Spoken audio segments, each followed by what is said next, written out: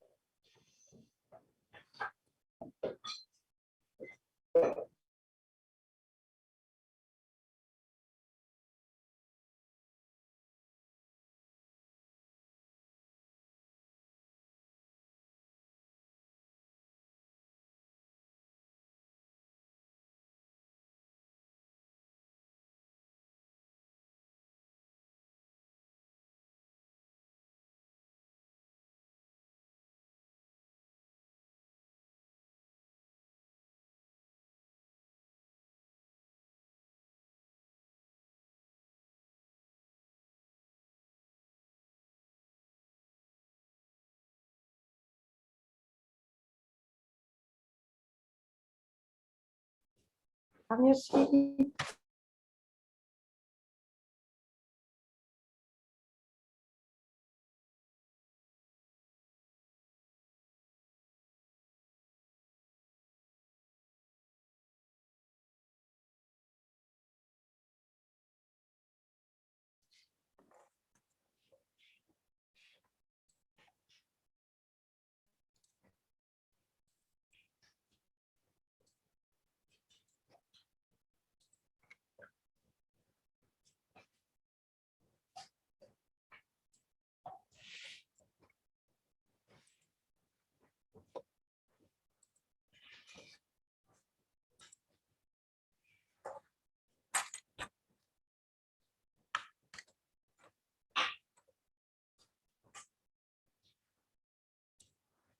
Now, can you see the board? Yes, yes, bro. So, up to last time, we have considered different situations, mainly related to the fact that there are this kind of goods that are considered public. And what we mean with pure public goods, those cases in which the two conditions important of non-rivalry and non-excludability apply. And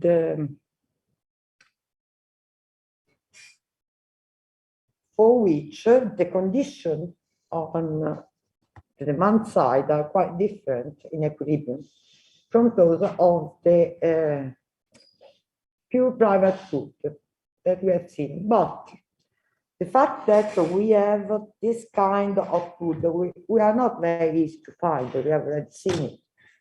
Even that we can at least find, the best we can do is the case in which a good is public, pure public, only within the limit of the area of the benefit fallout. Otherwise, it's almost impossible to find a good that is in principle such simultaneous public good all over the world, all over the universe. It's almost impossible. But anyway, the demand side that has as a consequence the fact that the aggregate demand of the public good is obtained by summing up vertically the individual demand, does properly cover the situation of public goods, and which is in principle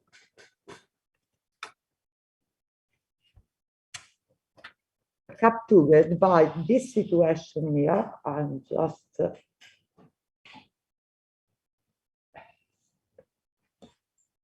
by this situation here, where to the demand for pure public goods, which is given, you know, how, is joined to a situation for which there is maximum indivisibility on the supply side, either on production, not data, both on production and transaction side.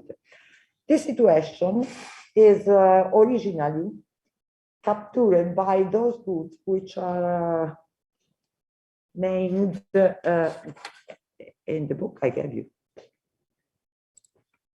are called Dupuy goods, which considered Dupuy was an important economist of last century, which was one of the first person who was talking about pure public good, also on the supply side.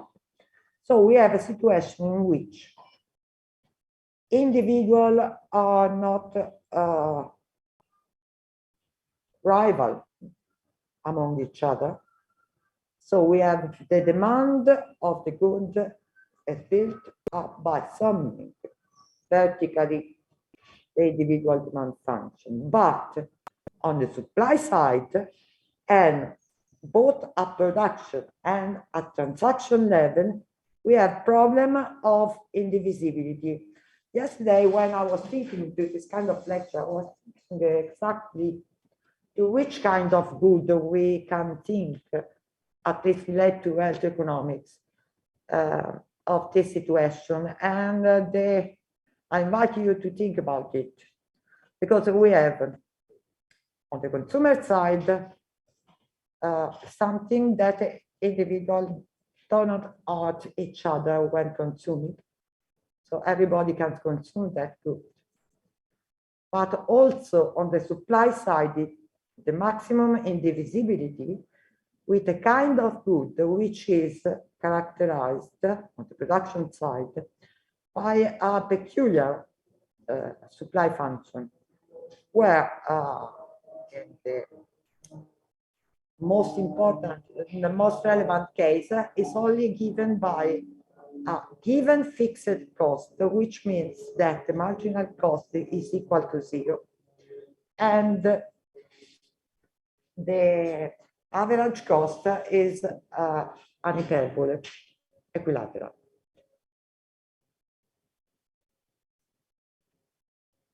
So I was saying a kind of example for that we can think of in this case.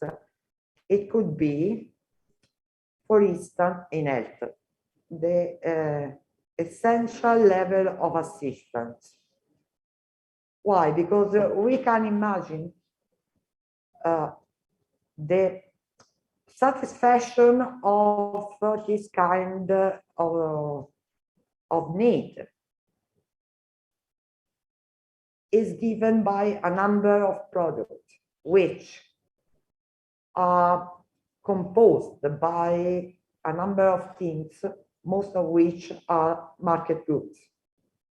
I mean that if you have a public system, in order to reach the level of assistance, you have to buy a number of products in the market. But you cannot reach the level that you want unless you buy all those things together.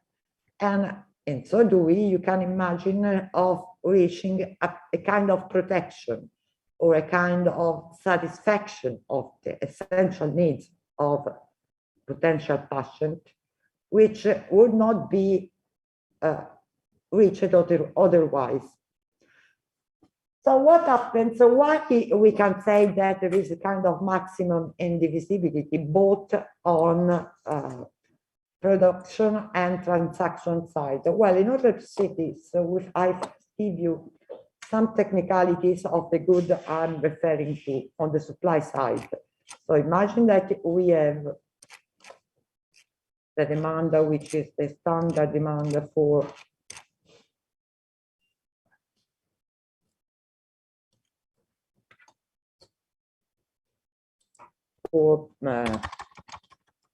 public goods.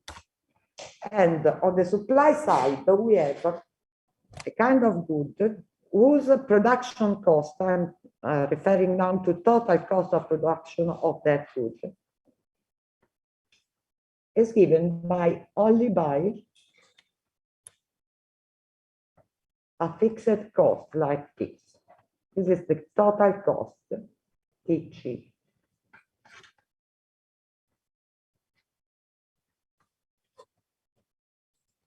which means that if we want to consider the average cost, well, first of all, I'm right below, in order to look at the relevant costs that we have to consider for the equilibrium. So what does it mean? For instance, it means that if you want to reach in a given collectivity, a given level of protection of health, the essential one, you have to buy at a given budget that doesn't change depending on the amount of people that consume that good. You have to reach a given standard. It's more or less like the defense. You cannot be protected at a certain over or below a certain level unless you have an army which is armed, which is dressed, and which covers an amount of population.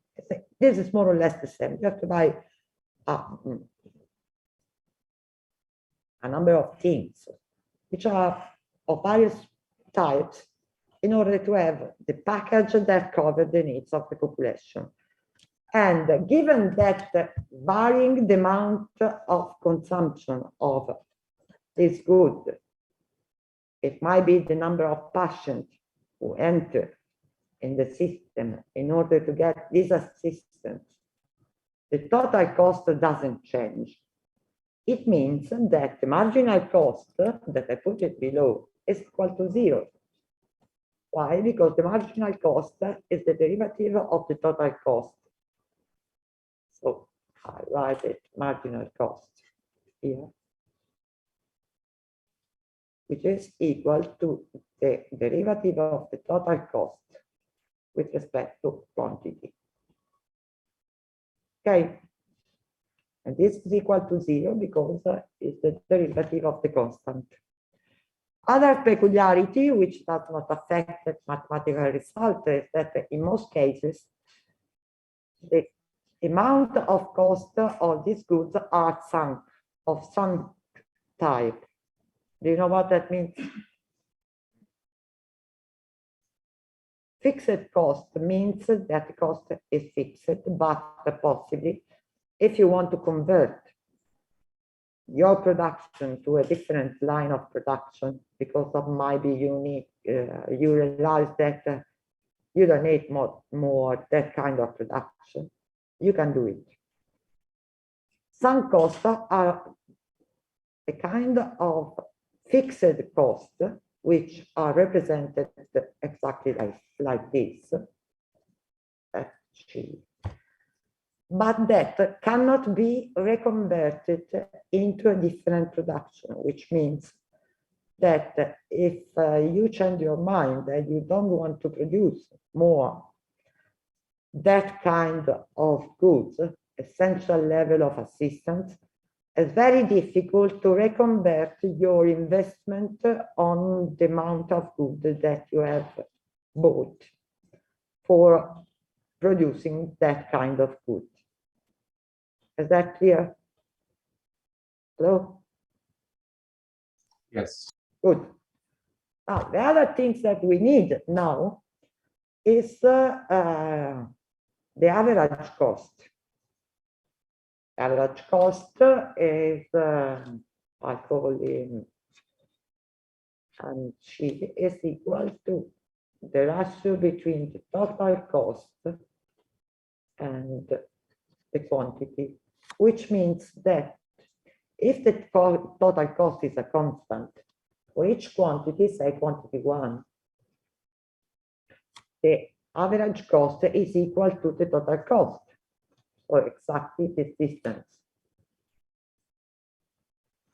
So the second unit, the average cost is half the total cost, because I divide the total cost into 2 parts. The third unit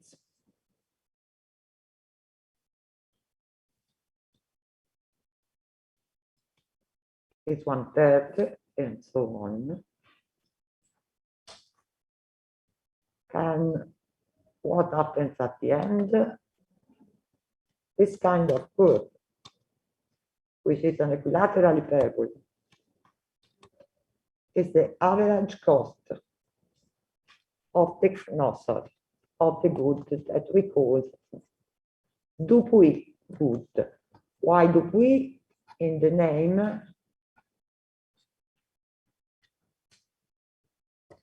of the economists who thought about them first. And he was thinking in his cases to bridge. Why bridge should have this situation, this characteristic? He was thinking of a bridge, say, between two sides of the river, as an opera, a public good, for which given a given budget was given, and once the bridge was finished, it didn't need any other intervention, so it didn't have any cost, further cost to be supported, and everybody could use the bridge freely just because it was open. And what happens in this situation? So we have a demand function. I'll change color. Yellow. Assume we have an aggregate demand function like this, the yellow one, which is an aggregate demand for a public good that we obtain by summing up individual demand vertically. So this is the demand. Which kind of equilibrium can we find in this situation, and do we like that equilibrium? Now, notice that the kind of maximum indivisibility is the joint situation of indivisibility on production side and transaction side, but in the presence of two public goods, which might mean that, for instance, the demand might not be enough to cover the cost of production. In this case, we can't cover the cost of production because we have excess of demand in some part. But which kind of situation does this representation depict? Can you see it?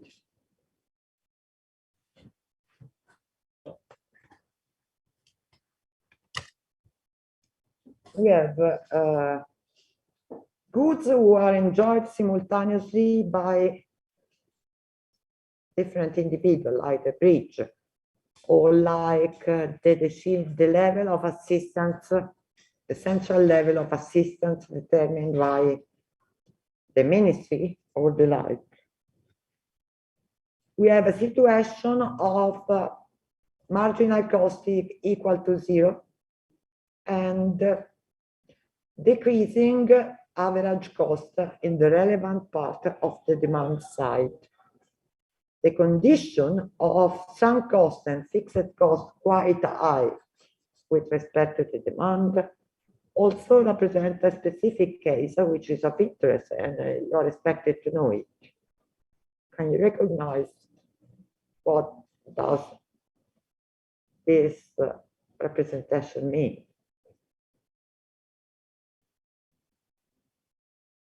But wherever the demand curve meet the cost, the average cost curve, and the decreasing part of the average cost, it means that there is no room in this market for more than one producer. So we are technically in the situation of natural monopoly. Nobody can enter. And this situation cannot be solved even if you have an enormous demand function like this green, like here, because what happens with the hyperbole is that it is asymptotic to the horizontal axis. So you never have the space for other firms to enter into this market. Okay, So this is a specific case of natural monopoly, where moreover we have marginal cost equal to zero. I like another picture, but which is much, it can be better. A little bit clean.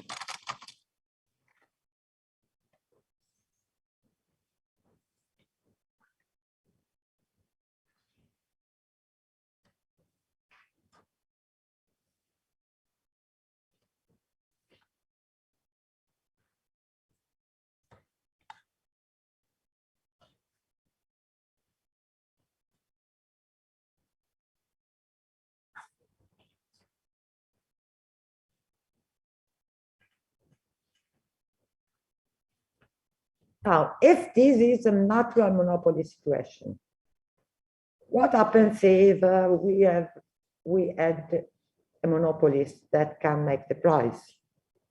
How does it choose? You are expected to know it, also because we have already mentioned in previous lecture.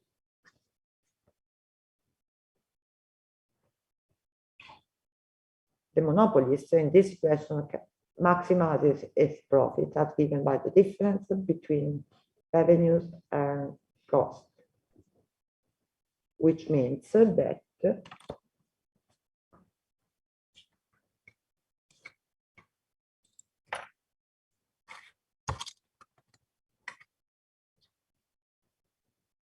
maximize with respect to Q the total difference, the difference between revenues minus total revenues and total costs. This means we differentiate with respect to Q the total revenue and total cost, and we have the total revenue minus the derivative of the total cost must be equal to zero. This is the first order condition for profit maximization. Now, the derivative of the total revenue with respect to Q is the marginal revenue, and the derivative of the total cost is the marginal cost. Now, we know that the marginal cost in the picture is equal to zero, so it corresponds to the horizontal axis. This is the marginal cost. What do we know about the marginal revenue? It is not here, but what we know is that the aggregate demand of those consumers from the point of view of the firms, of the monopolists, are potential revenue that on which it can count and rely. So it means that the integral of the demand curve represents the total revenue, the potential total revenue for a firm which goes into this market.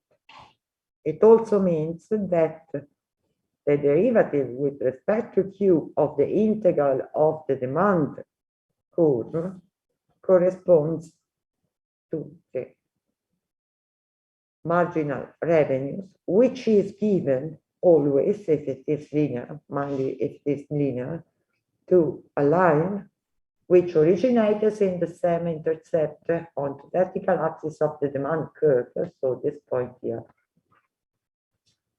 and shows a slope which is double that of the demand curve. So the slope of the revenue curve is the double of this. How can I find it?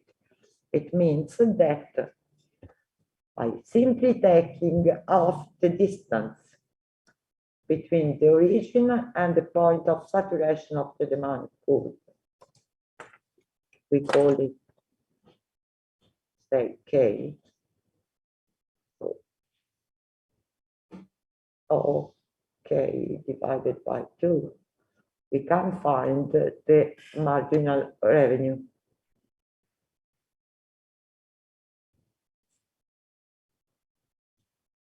for the derivative of the total revenue with respect to Q. I call it.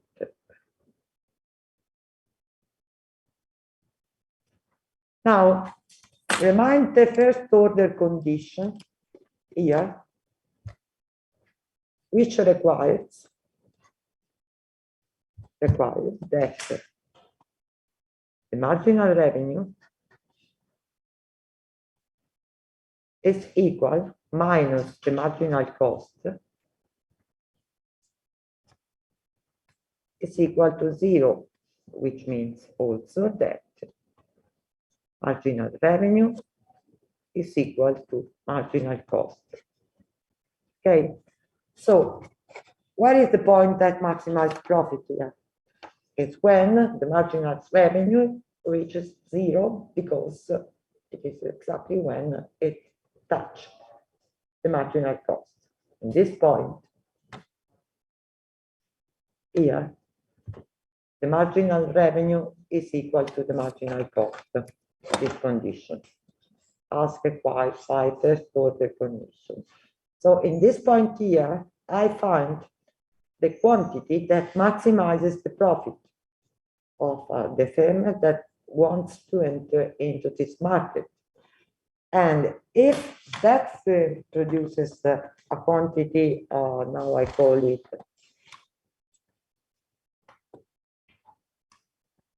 Q, and it goes to the market and sells this quantity, it can obtain a price that is equal to PM. And this is the monopoly equilibrium. What is the profit of these monopolies? Can you see it? On average, the unit profit is given by the difference between the demand curve at point EM and the average cost at equilibrium. So this distance is the unit profit that the firm that goes into this market can obtain when producing QM. And if I multiply the unit profit by the quantity QM, which means this,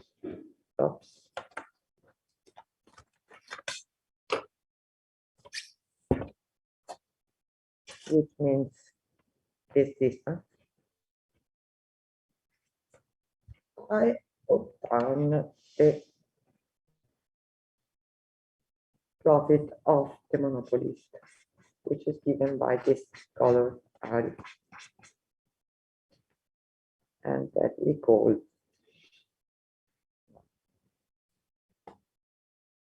profit, total profit. Okay, and this distance is the unit profit that I multiply by the quantity in equilibrium. Okay, is that clear? Good. Now, which kind of problem we have with this result, which might occur, for instance, in this market, in this kind of market, for essential level of assistance.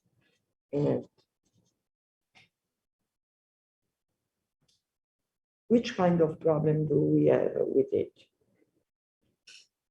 Even if we do not consider the price that is much higher than the average cost, we have a problem of rationing of the goods considered. Why? Because QM has a level of that exclude a number of people that were absolutely willing to pay for entering into this market, because we are excluding, by producing the amount of QM, all those people demanding less, demanding more, mainly the distance between QM and K. Okay, because they are simply excluded by the market because whatever is the rule, they are not willing to pay enough to cover the cost and make the monopolist happy. So what can we do? There are various situations that could be done. The first one is that of choosing a long-term equilibrium for this market. And the long-term equilibrium is that consisting in producing a quantity such that the average potential revenue that we obtain by the demand curve is equal to the average cost. It means that we can choose an equilibrium here where on average all the costs of production are covered by the potential consumers of the goods. And these are some quality because if I choose this situation, which means budget balance, I call it QBB, budget balance. This is it. QBB.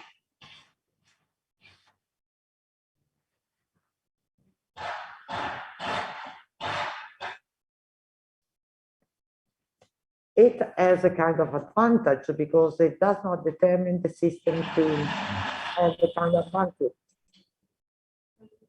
Because the potential consumer are willing to cover the cost. But what is the problem with it from a social equilibrium in this case? If you consider this situation, this is a quite interesting case because we have a good whose production is determined by a given amount of fixed cost, and that's all. So if we are in the position of reaching either QM or QBB, it means that we have already done sustained the total cost. We have already made this expenditure, invested money for producing this service. So if the service is already available in the market, we are in a situation in which adding a further consumer, even with respect to QBB, long-term equilibrium, at the margin doesn't cost anything because the marginal cost is equal to zero. So I have a situation in which once I reach the QBB, the budget balance position, which we might like because a stable long-term solution doesn't have any problems of sustainability and the like. We have that adding one more consumer for this good doesn't cost anything because the marginal cost is zero. So there is another more that can enter into this market and it doesn't cost anything. And how much I can go on with this game, allowing all people that want a good entry. I can go on up to point K, which is the point at which the demand is saturated. Now, we have a further problem if we do reach point K. Why? Can you see? It's not a rhetoric question. If I allow the consumer to enter, all the consumer to enter into this market once the good is produced, what can, which kind of price of policy price can have with those consumers all entering into the market and consuming the good?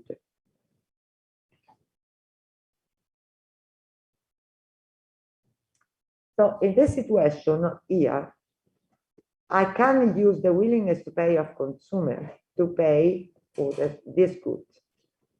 Why? Because in case they are not willing to pay, they might go outside It is quite difficult, but it could be done in some cases.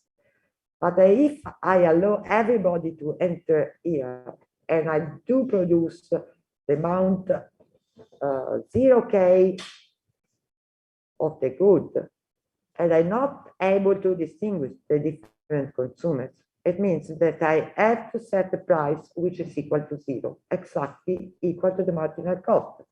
This might be good because I'm restoring the condition. At this point here, we have price equal to marginal cost. This is a condition that we like because in a way it restores the perfect competition story. But the point is that I'm creating a deficit for the production of these goods. Can you see the amount of the deficit if I reach a point like K?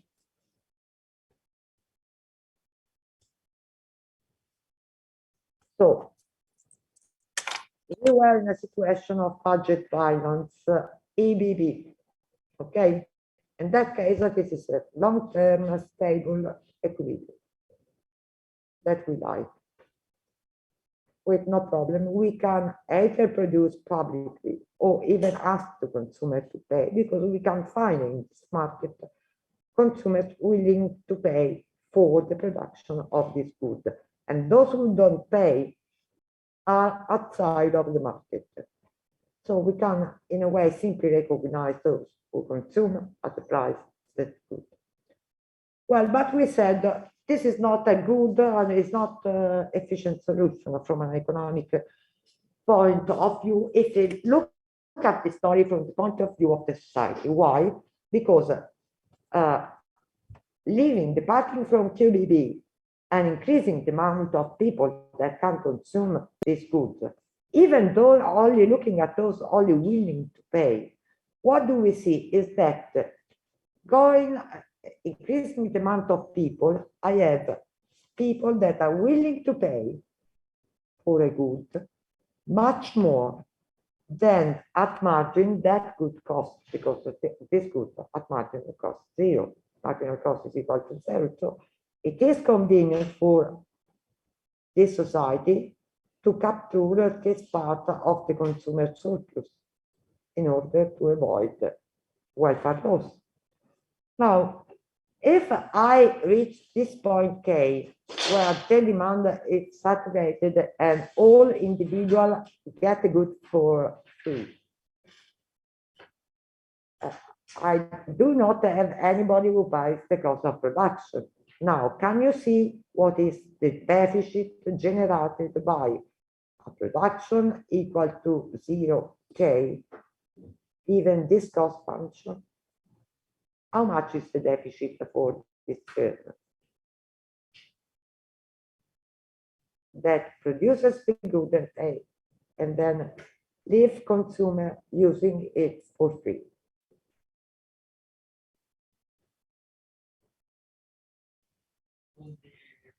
Which area? The area? 0K in the maximum price. The maximum price, which is this one. Which area are you talking about? I put a letter A, then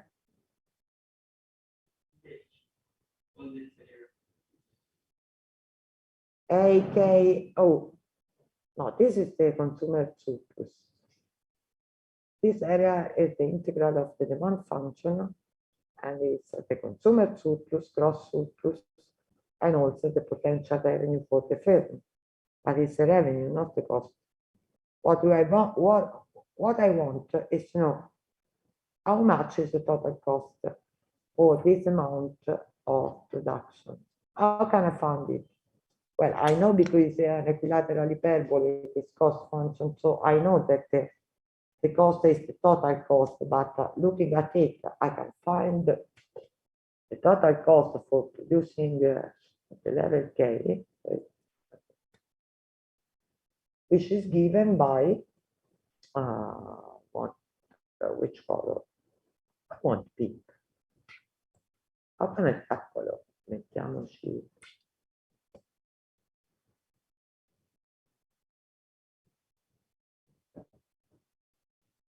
No.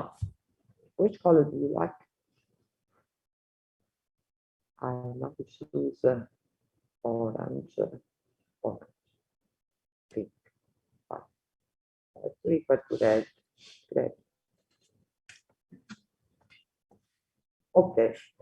Now, at point K, the unit cost for producing this good can be found on the distance between point K and the average cost here. So this distance in gray says the unit cost for producing the good when I want a production equal to the level K, which means that if this is the unit cost, the product of the unit cost times the total quantity K, which is given by this, is the amount of the total cost. Sorry, possibly I should have reminded you something about the equilateral hyperbole that was not too clear. If you look at this, you know how it is characterized, because for each quantity, I just divided for the total cost by the quantity. This means that the product of the average cost by the quantity, this is 1, is equal to the total cost here. Okay. If I go on, second unit, the product by the average cost and the total quantity, 2 units here, again, gives this distance. And third point, 1/3, this is the distance. This area in red is again equal to the total cost. Okay. So we have the total cost, which is well specified by the gray area here, which is a deficit that sometimes the government might decide to pay for the society, for instance, for level of assistance in health. The government might decide to fully finance that public goods. And the same can occur in the case of, say, a bridge, a road, or the like. Another thing that we should consider in presence of this kind of goods, that it can be of help later on, is that sometimes the choice of a given level of, say, essential level of assistance are determined by situation that not necessarily implies the efficient solution. Why? Because, for instance, if this was the essential level of assistance that government, where the National Health Service is public, might decide with a law, and decide that, for instance, a kind of assistance of a given type, depending on specialistic, basic, and the like, is guaranteed by the law and by the public system. That peculiar choice might also might be determined by a given budget that government has decided for the supply of the good. I mean, say I have 10 billion for the national health system to be devoted to the essential level of assistance. I know that for for 60 million of population, this is not enough. It might not be enough. What can I do? I can reduce the level of assistance. For instance, I decide that certain diseases are not longer in the domain of the essential level of assistance. Otherwise, this is a solution that anyway reduces the quality, and the rank of quality can make the difference when I take this kind of decision. Another thing that can happen is that not very much in health, but for those situations like, say, bridges or roads, or those important that on which I can decide the different, how big is the bridge. I can decide that there is only one way for going to Sicily to Calabria, or it is two-way, or I have two double-way for going here and there, or it might be enormous. But in some cases, when the budget is limited, I have to decide, also imagining the amount of population that can saturate the services. It means that, for instance, I build a bridge one way because I don't have enough money, and it also means that in some period of the year, the bridge that goes from Sicily to Calabria, there are people queuing, waiting for passing from one side to the other. If this happens, the quantity that determines the level of people, the number of people that can pass over the bridge, or that can access to the essential level of assistance, is called saturation point. And for instance, it might happen that in this case, if the technical conditions suggested that the saturation quantity is QS, it means that this case, I might on purpose decide to rationing the good by means of a price that I call QS,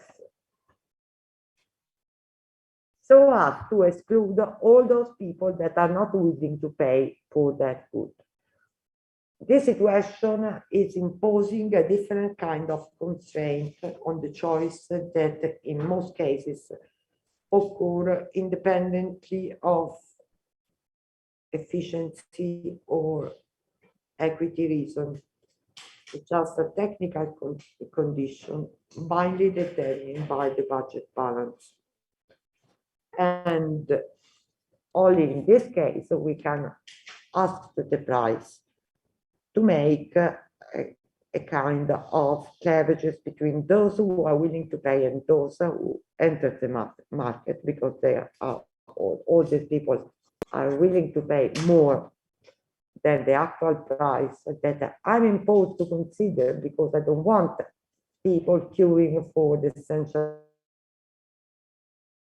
level of assistance, and all these other people that remains outside of the market.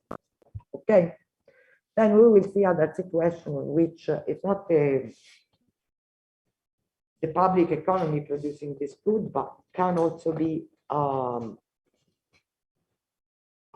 private firm that wants to produce the good. But before doing this, which, remembering our scheme, the initial one, is the case represented by this box here, where we have on the demand side pure public goods, and on the supply side maximum indivisibility, both on production and transaction side. We have another case which is quite similar to it, but it's not exactly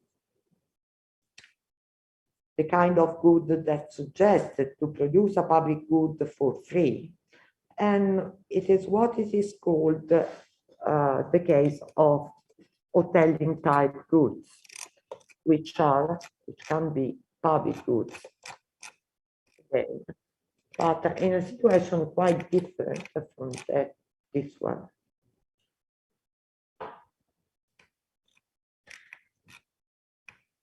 I have this wonderful picture, but I don't remember.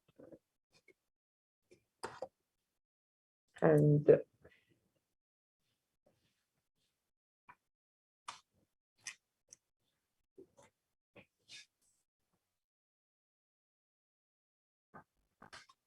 this is the case. And this is a situation characterized by very high total cost, most of which fixed cost, most of which are determined by some cost. So it's a situation in which a private firm is not very willing to enter, just because there is an amount of these investments that would be lost in case the business doesn't go as expected. The other thing that differentiated this situation from the Dupuy case is that we have also relevant average cost. If you look at the total cost function, I say, at the total cost function, we have quite high total cost and average cost that might follow, but at least in this representation. For instance, the neoclassical cost function, which means that the average cost is U-shaped like this one, a bit bigger.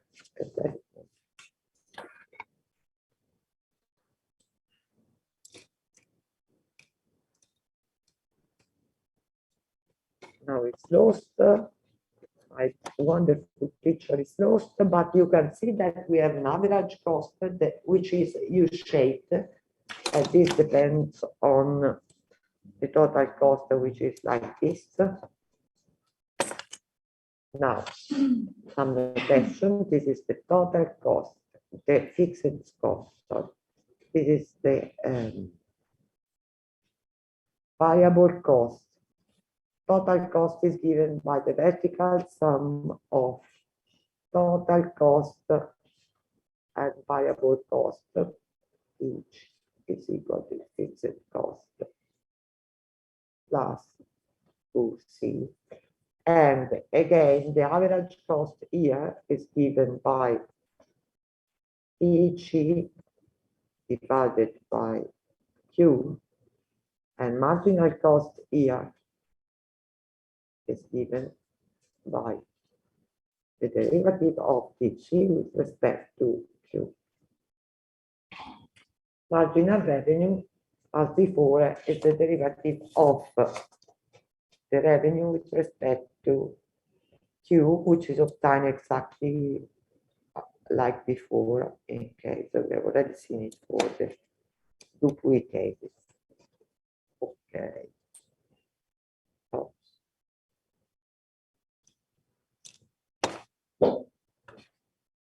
Now, if this is the situation for total cost, and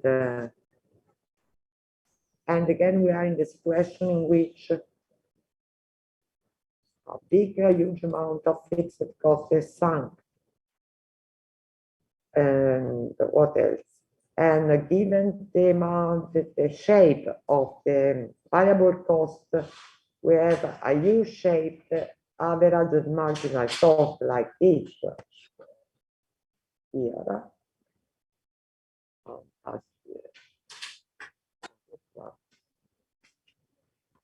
What happens here? We are again in a situation of natural monopoly, which is quite different from before, because now the marginal cost is positive. Sorry, I missed it there, and this is greater than 0. with the different with respect to previous case, depending on the fact that the marginal cost is positive, it's not zero. Now, something to be remembered, and you cannot make mistake on it. You should know already where marginal and average cost where they do meet. You cannot make mistake on this point. They always meet, the marginal cost always meet the average cost at the minimum of the average cost. Otherwise, it is a mistake. By definition, if you have a classical cost function and U-shaped average and marginal cost curve, they meet always where the marginal cost meet the average cost at the minimum of the average cost. Okay, you cannot make mistake. This is the first point, but this is true for all the case, not only in the natural monopoly. What makes this situation a kind of natural monopoly again? This is natural, not to be confused with the monopoly power I was talking about in one of the first lectures. You remember I mentioned that, but I have a supply function which was shaped differently, and it was a perfectly elastic supply function. But what is the case? How can you see, just looking at the picture, that this is the case of natural monopoly?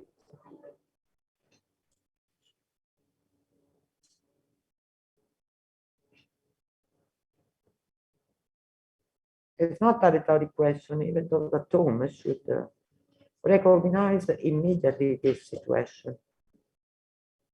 The natural monopoly situation arises in all those cases in which I mentioned it before, because it's always true. It is always true for the duplicate kind of goods. In all those cases in which the average cost meets the demand function, well, better, the demand function meets the average cost and tract that part of the average cost in which they are decreasing.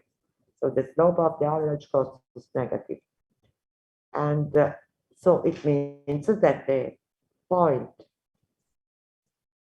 at which they cross each other is found before that the minimum of the average cost.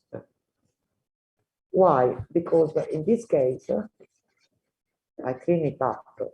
Oops.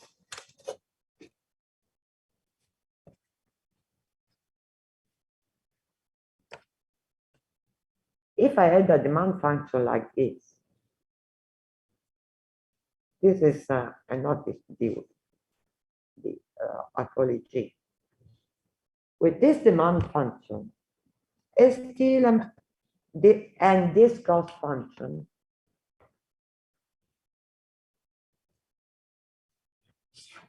are we in presence of a natural monopoly situation? This would mean that the demand curve meets in this point here. Is it a situation of natural monopoly?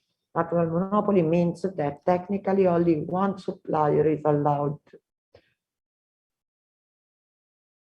stay in that market. Hello? No, Why? because the demand function meets the average cost after the minimum point. I can see, everybody can see it, but what does it mean? That there is space for other firms to enter the market. I can allow other firms here to enter up to the point that the demand is satisfied.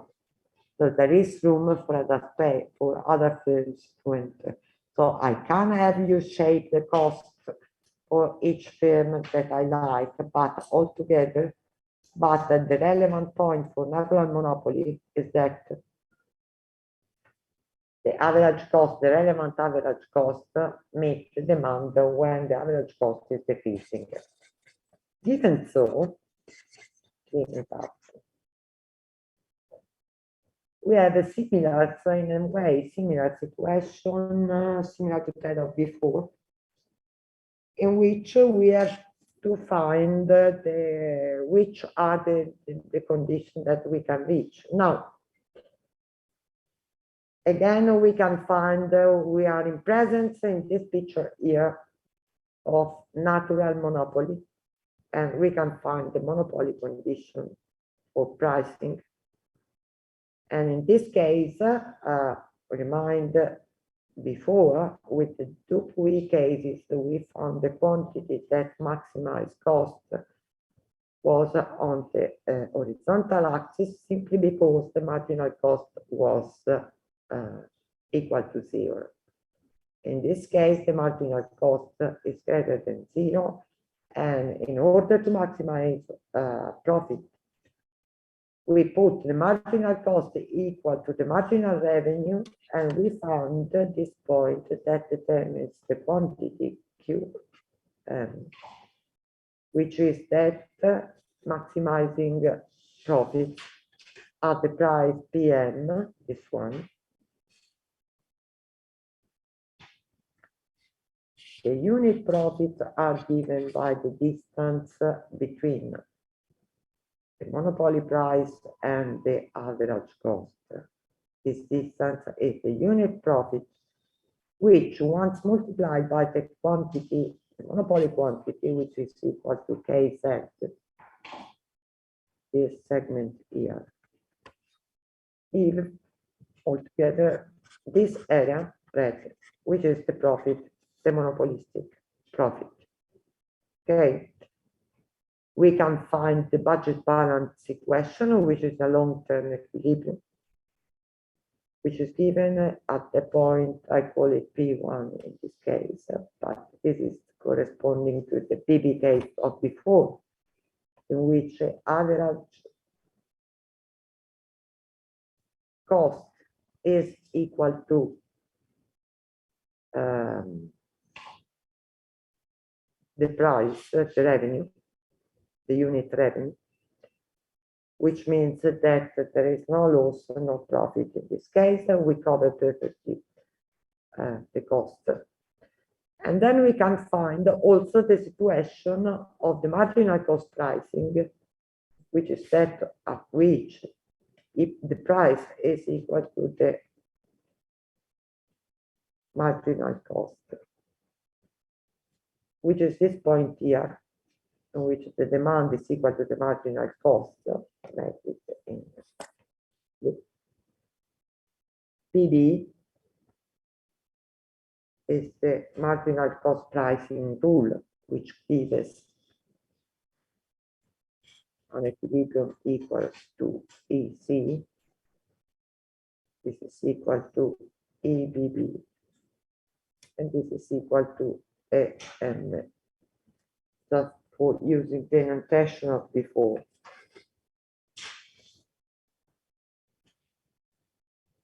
And this yellow line represents the price that balance the budget. I call it PBB. And QBB and QC is the competitive equilibrium. Now, what has changed? Now, this situation, given the amount of cost, I don't give the possibility to consumer to consume that good for free.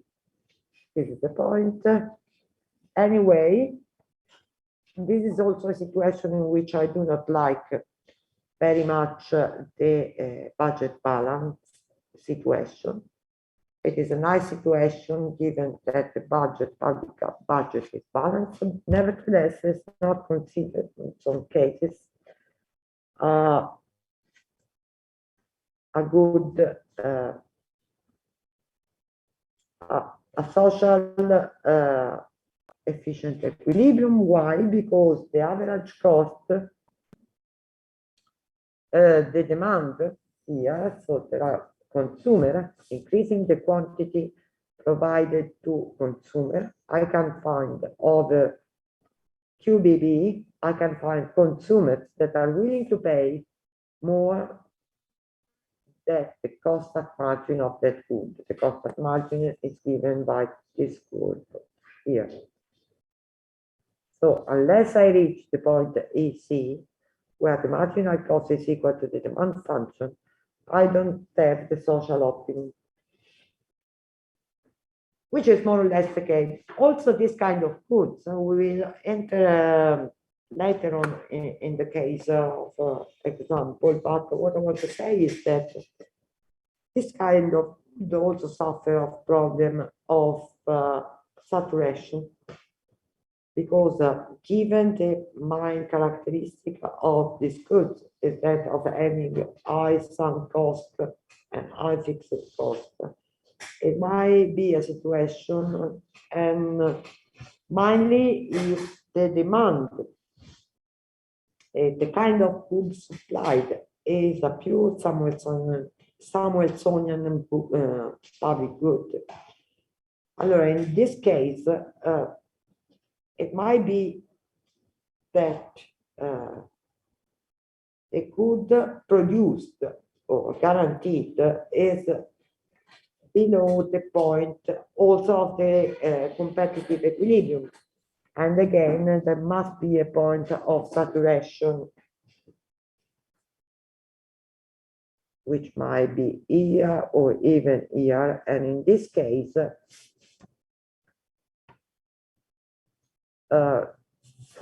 different form of rationing can be required. And notice that the simple rationing in this case can be done by asking consumers to pay a price quite high to exclude all those that are not willing to pay this, or might also occur with different criterion. For instance, why I'm saying that? Because one specific case of hoteling type of food are big hospital, sort of polyclinic. They are typically a kind of hoteling goods, which are supplied in monopoly situation. Quite often it's a kind of natural monopoly that works. And if you think of a polyclinic Umberto I or something like, all those university hospital, which contains on one side all the best of most of specialty, but also given at a certain level, they might have problem of not being able to accept all the patients that require the goods. Why? Because the places might be limited. What happened in this case? For instance, the access of patients, if it was an American hospital with the same characteristic, very high specialized with all the features that might be of interest for high quality, high difficult disease. In the United States, the rationing for patients is given by the price. So you cannot enter into, in that hospital unless you have an insurance that covers you for the huge expenses. Or in some cases, but very special cases of rare disease or the like, only if you are accepted on the quality of the disease that you are presenting. So it means that the board decided that you are a case of quite interesting for the staff, you might have the access. But this is a kind of, for research reason, for instance. A different situation is that working where the same kind of high quality hospital, but with a point of saturation quite low is in those systems which are public. In that case, the access might be dictated by different rules. For instance, it might be the case that patient enters, well, again, on the depending of the type of good, but the reason of a willingness to pay is excluded in most cases, and enters those patients which are considered on the basis of even ethical reason or income or endowment or the like. And this makes a difference in a way. Or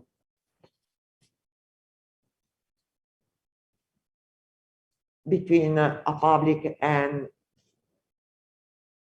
a private system. I forgot to tell you something about the hoteling goods, because in this case, if we are in the position of restoring the competitive equilibrium,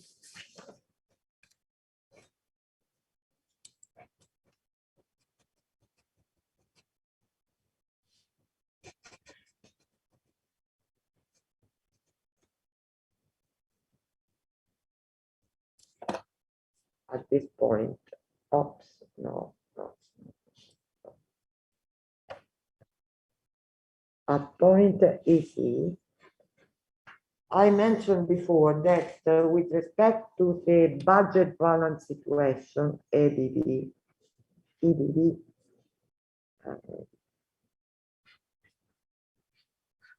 outside PBB,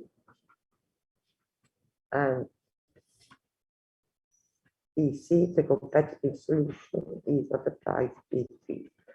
So, and price PC is the red one. So I mentioned before the fact that the ABV situation might not be good enough because this is a long-term stable solution, equilibrium solution, but is not socially convenient because we have individuals willing to pay and more than an amount which is higher than the marginal cost. So socially it might be convenient to shift equilibrium to point to the competitive one EC, which is the loss that we have in this case, or gain that we have in this case. Because if you remember, in the Dubuque case, we had, when imposing the competitive equilibrium at point, and decided to shift the production up to the point that the demand was saturated, which means point K. And also giving that to for free, we have a loss, a deficit, which was given by the average unit cost, which is this gray and red line, multiplied by the quantity of Q that was produced. So this area. Now, what happens in the case of hoteling goods? Here we are. I make it bigger.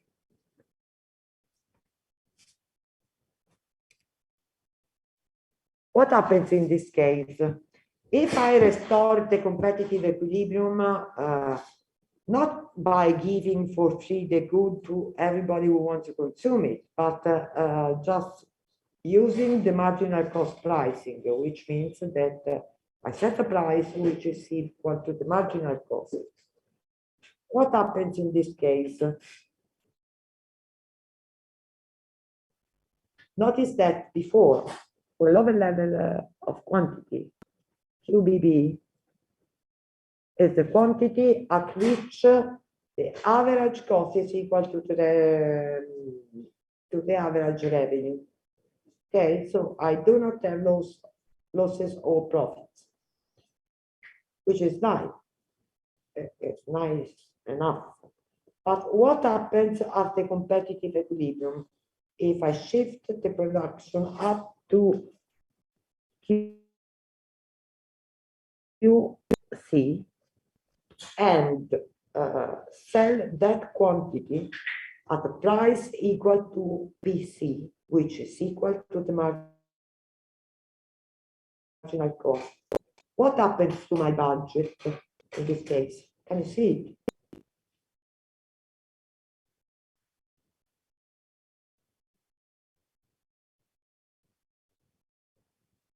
Hello?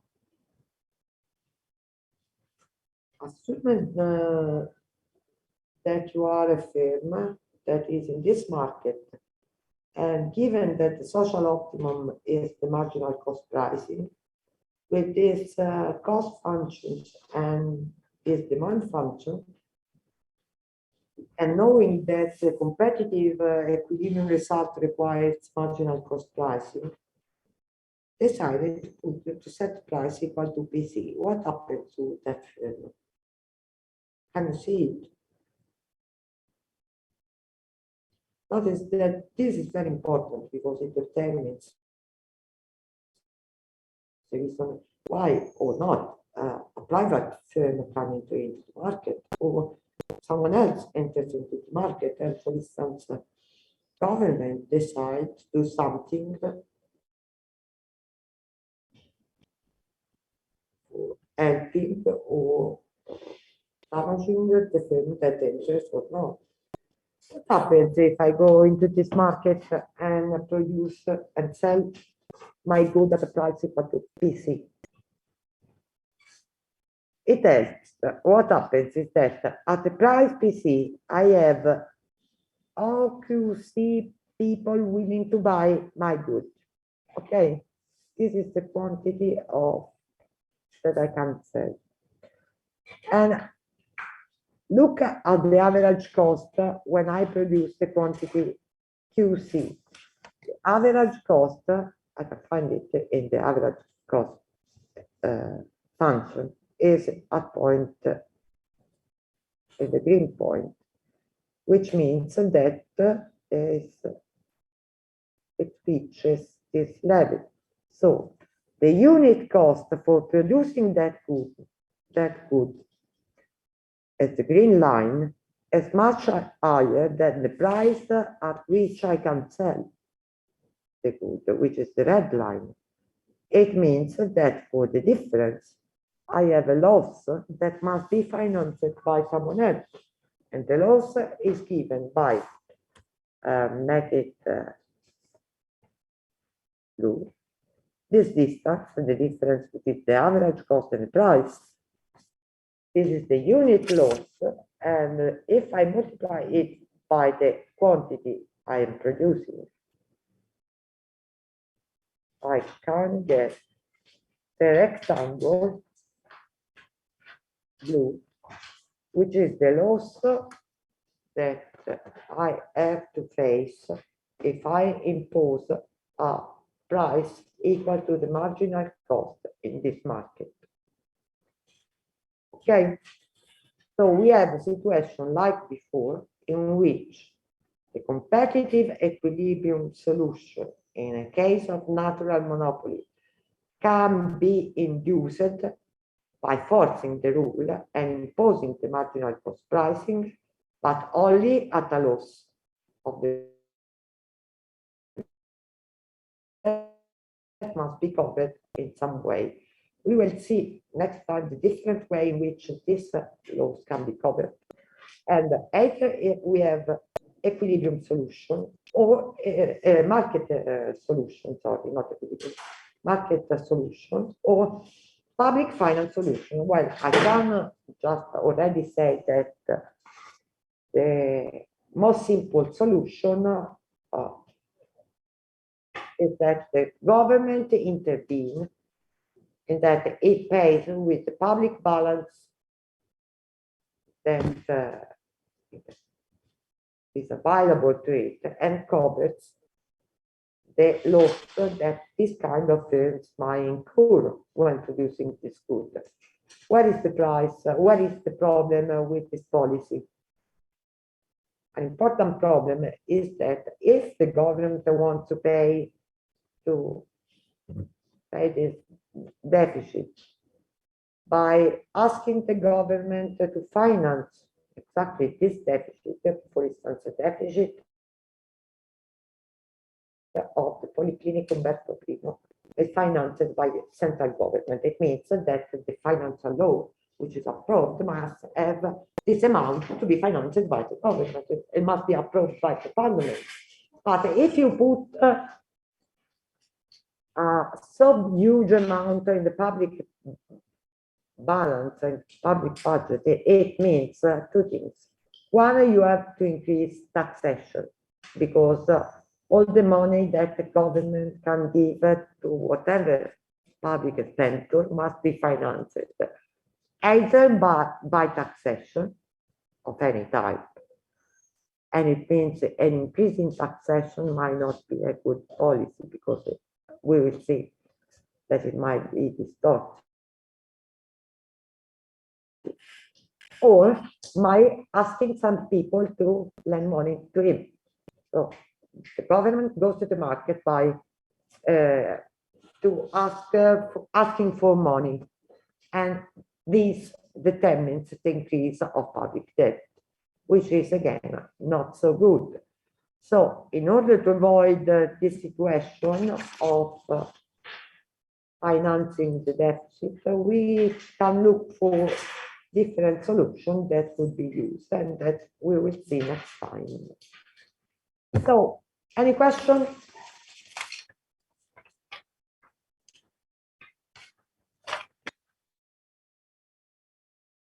No. No, thank you, Professor. No, Professor, thank you. Good. Sorry again for my delay. I hope it does not to repeat again this performance, but I mentioned that before.